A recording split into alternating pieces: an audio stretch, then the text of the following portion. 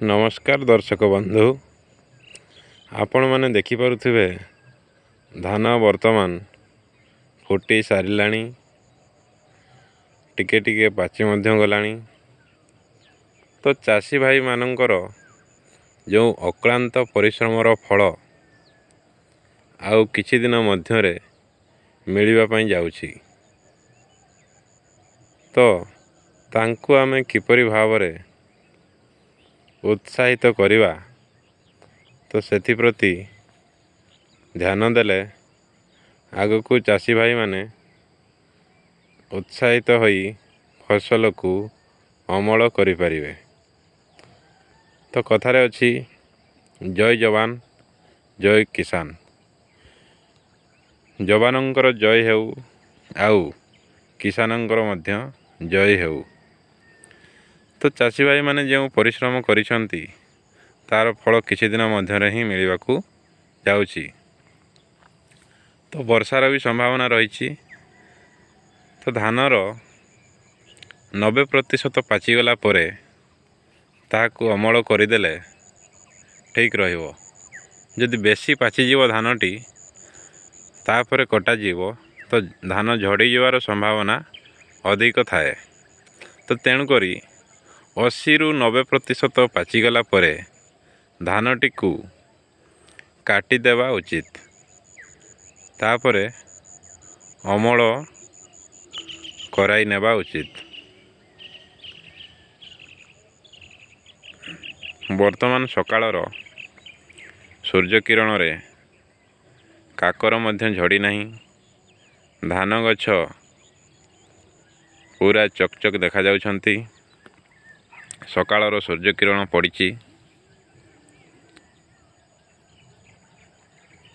एपटे हाथी मध्य आसी पारंती।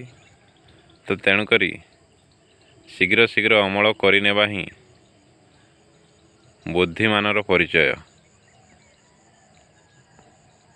आपण माने देखि पारुछंती पूरा धान पाची जाइछि। पूरा तो पाचिनी, तो एई जगाटारे जो देखौछि तो किछि किछि धान पाची गलाणी, किछि किछि धान अधा अधा पाची गलाणी, आ किछि किछि कंचा मध्य रहिछि। तो कृषक भाई बंधु मानंकु, भाई भौणी मानंकु उत्साहित करिबा पई आमर प्रयास। जय जवान जय किसान। जवानंकर जय हेउ एवं किसानंकर मध्य जय हेउ। स्लोगान अछि जय जवान जय किसान। सेमिति चाषी भाई माने जदि अमल करी आमको न देबे आमे खाइबा कोन। सेथि पई चाषी भाई मानंकु धन्यवाद दबा निहाती आवश्यक।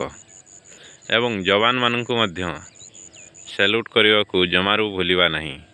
काहेकि ना तांको पई आमे आजी शांति रे बंची पारुचु। ठीक अछि। तो आशा करूची ए भिडियोटी आपण मानंकु बहुत ही भल लागिथिबो। जदि भिडियोटी भल लागि थाए तो लाइक करिवा को भूलिबेनी एवं चाषी भाई मानंकु शेयर मध्य करिदेबे।